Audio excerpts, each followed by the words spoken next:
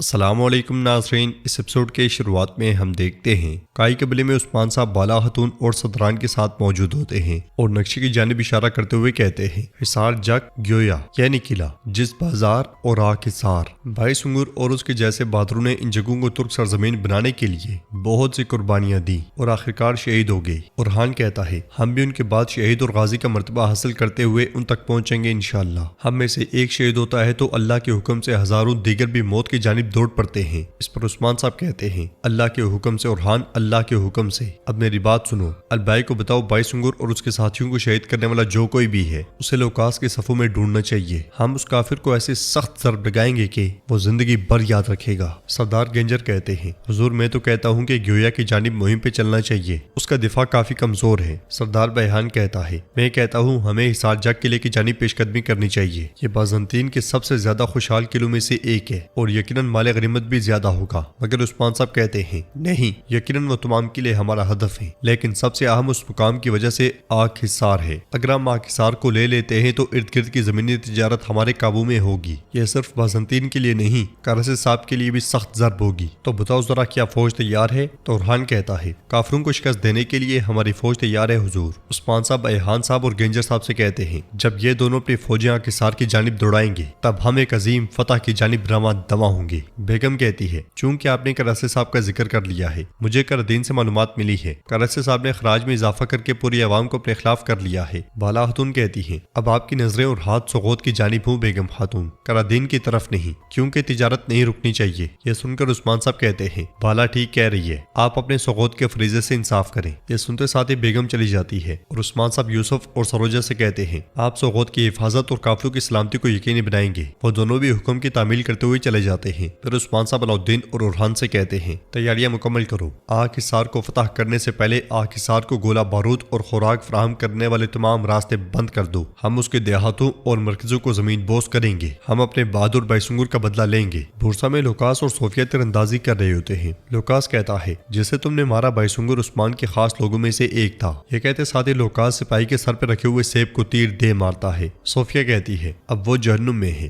باقیوں کی طرح، دیکھتے ہیں عثمان اپنے جاسوسوں کے بغیر کیا کرے گا۔ یہ کہتے ساتھ وہ سپاہی کے سر پر رکھے ہوئے سیب کو تیر سے نشانہ لگاتی ہے۔ لوکاس کہتا ہے عثمان اس وقت کونے میں دبکے کاکروچ کی طرح ہے، ساتھ ساتھ وہ دونوں نشانے بھی لگاتے ہی چلے جاتے ہیں۔ اور صوفیہ کہتی ہے نہیں، وہ حملہ کرے گا۔ ایک بازنطینی کے سر پر رکھے ہوئے سیب کو جیسے ہی تیر لگتا ہے اس کا پیشاب نکل جاتا ہے۔ شرمندگی میں چہرے کو چھپاتے ہوئے وہ زمین پہ بیٹھ جاتا ہے۔ لوکاس کہتا ہے میں اس سے ڈر نہیں رہا۔ صوفیہ کہتی ہے عثمان کی بیٹی فاطمہ کو اغوا کر کے عثمان کی شہرہ کاٹ دیتے ہیں۔ جواب میں لوکاس کہتا ہے اس طرح عثمان ہمارے تعاقب میں آئے گا اور میں اسے جال میں پھنسانے کے لیے قدم قدم پہ کھیل ترتیب دوں گا۔ ادھر ہم دیکھتے ہیں کہ بالا خاتون عثمان صاحب کو زرہ پہنا دیتی ہیں۔ کافی دیر تک سوچ میں گم رہنے والے عثمان صاحب کہتے ہیں میں ان دنوں ایسی سوچ میں مبتلا ہوں کہ دیکھ سکتا ہوں کہ تم بھی اسی میں مبتلا ہو۔ بالا خاتون کہتی ہیں مجھے کچھ نہیں ہے حضور، وہی سب پرانی چیزیں ہیں۔ مگر عثمان صاحب کہتے ہیں ہاں میں جیسے جنگ پہ جاتا ہوں، تمہارا فریضہ بھی جنگ جتنا مشکل ہے، تمہیں کیا پریشانی ہے میں جانتا ہوں۔ بالا خاتون کہتی ہیں گونجا اور حلوفرا کیا کہہ رہے ہیں ہے نا، پھر سے کوئی چیز آپ کی نظروں سے اوجھل نہ رہ سکی، ذرا بتائیں اتنی پریشانیوں کے بیچو بیچ کیسے سمجھ گئی؟ جواب میں عثمان صاحب کہتے ہیں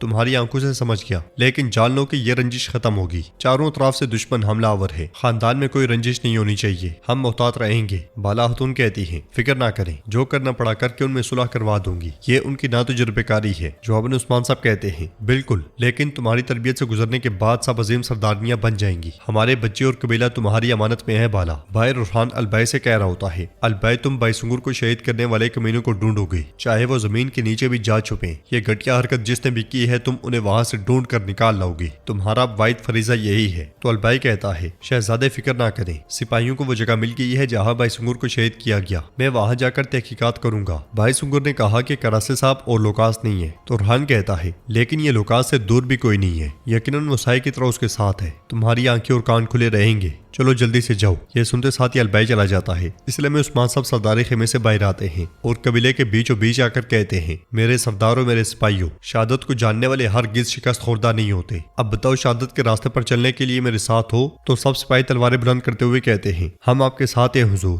عثمان صاحب پوچھتے ہیں کافروں کو گھٹنوں کے بل گرانے کے لیے کیا میرے ساتھ ہو؟ آخری دم تک لڑنے کی قسم کھاتے ہو؟ جواب میں سب لوگ کہتے ہیں قسم کھاتے ہیں حضور، قسم کھاتے ہیں۔ یہ سن کر عثمان صاحب کہتے ہیں تو پھر تم سب سے آگے میں موجود موجود ہوں گا۔ میں قسم کھاتا ہوں اللہ ہمارا حامی و ناصر ہو، ہماری جنگ مبارک ہو۔ سب اپنوں سے ملنے کے بعد گھوڑوں پر سوار ہو جاتے ہیں اور قبیلے والوں کی دعاؤں کے ساتھ رخصت ہو جاتے ہیں۔ پیچھے بالا خاتون دعا مانگتے ہوئے کہتی ہیں، شہادت کا جام پینے والے شہداء کے صدقے سے ہمارے اٹھے ہوئے ہاتھوں کو خالی نہ موڑنا، تو ہمارے سردار اور سپاہیوں کو طاقت نصیب فرما، دشمنوں کو شکست خوردہ اور ہمیں فتح نصیب فرما میرے اللہ۔ یہ سن کر سب لوگ آمین آمین آمین کہتے ہیں۔ پھر بالا خاتون کہتی ہیں، تیار ہو جاؤ، ہم سوغوت جا رہے ہیں۔ ہم سوغوت کو یہاں کا سب سے بڑا اور مصروف ترین بازار بنائیں گے۔ کرادین قلعے میں سانجار کراسے سے کہتا ہے، حضور یہ لوگ کرادین قلعے کے سب سے معزز لوگوں میں سے ہیں، ان کی آپ سے کچھ درخواستیں ہیں۔ کراسے لوگوں کی جانب دیکھتے ہوئے کہتا ہے، بتائیں ذرا کیا مسئلہ ہے؟ تو ایک بزرگ کہتا ہے، حضور جو اخراج آپ نے ہمارے لیے طے کیے ہیں وہ ہمارے لیے بہت زیادہ ہیں، ہماری آمدنی کم ہے، ہم اس کا بوجھ نہیں اٹھا سکتے۔ پھر دوسرا کہتا ہے، عثمان صاحب نے ایسا نہیں کیا، انہوں نے ہمیں نہیں روندا،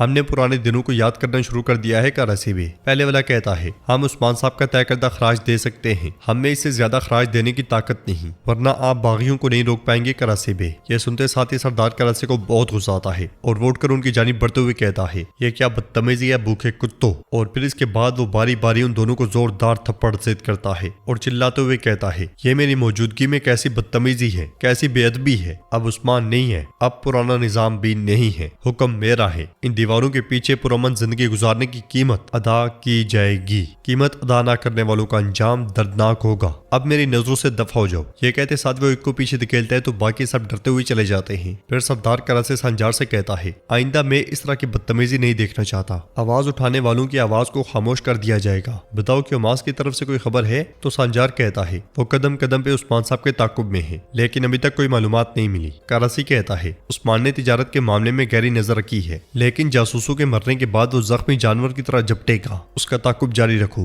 عثمان کو ہرگز موقع فراہم نہیں کیا جائے گا، ہرگز نہیں۔ ادھر بھیس بدلے صوفیہ اپنے قافلے کے ساتھ سوغوت بازار میں داخل ہوتی ہے۔ بیگم آگے بڑھتے ہوئے اپنی خادمہ سے کہتی ہے، آج بالا بازار آئے گی، میں کوئی بھی کمی برداشت نہیں کروں گی، تیاریاں بہتر کرو۔ اس لیے میں صوفیہ اس کے پاس آتی ہے اور کہتی ہے، مجھے بتایا گیا ہے کہ یہ بازار آپ کی سوابدید میں ہے، آپ بیگم خاتون ہے نا؟ تو بیگم کہتی ہے، ہاں بالکل، تم کون ہو خاتون؟ تو صوفیہ کہتی ہے، میرا نام ویرونیکا ہے، میں ایک تاجر ہوں اور میں چین سے روم تک بازاروں میں قافلے لاتی ہوں۔ بیگم اسے کہتی ہے، میں تمہارا چہرہ پہلی بار دیکھ رہی ہوں، تمہارا نام پہلے کبھی نہیں سنا۔ جواباً صوفیہ کہتی ہے، کیونکہ سرحد کی جانب میں پہلی بار آئی ہوں، میں نے سوغوت بازار کے بارے میں سنا تو میں نے آنا چاہا۔ یہ کہتے ساتھ وہ دستاویز بھی بیگم کو دکھاتی ہے، جسے دیکھنے کے بعد بیگم کہتی ہے، یعنی کہ تم شہنشاہ کی خصوصی اجازت سے تجارت کر رہی ہو؟ صوفیہ کہتی ہے، بالکل، اور میری آپ کے ساتھ تجارت کرنے کی بہت خواہش ہے۔ بیگم کہتی ہے، پہلے تمہیں اچھی طرح جان لیتے ہیں تاجر ویرونیکا، ہمارے بازار کا اچھی طرح معائنہ کریں۔ صوفیہ کے جانے کے بعد بیگم کہتی ہے، چین سے روم تک، ہاں، اس خاتون کے بارے میں اچھے سے تحقیقات کرو، دیکھتے ہیں کہ کیا یہ حقیقت میں اتنی ہی عظیم تاجر ہے جتنا کہ وہ دعویٰ کر رہی ہے۔ تو ناظرین، اس کے ساتھ یہ ایپیسوڈ بھی اختتام پذیر ہوتی ہے۔ اگر آپ کو ویڈیو پسند آئے تو ویڈیو کو لائک کر دیں، چینل کو سبسکرائب کریں اور نوٹیفیکیشن والی گھنٹی کو دبانا مت بھولیے گا۔ انشاءاللہ ملتے ہیں نیکسٹ ویڈیو میں، تب تک کے لیے رکھیں اپنا اور اپنوں کا بہت زیادہ خیال۔ اللہ نگہبان۔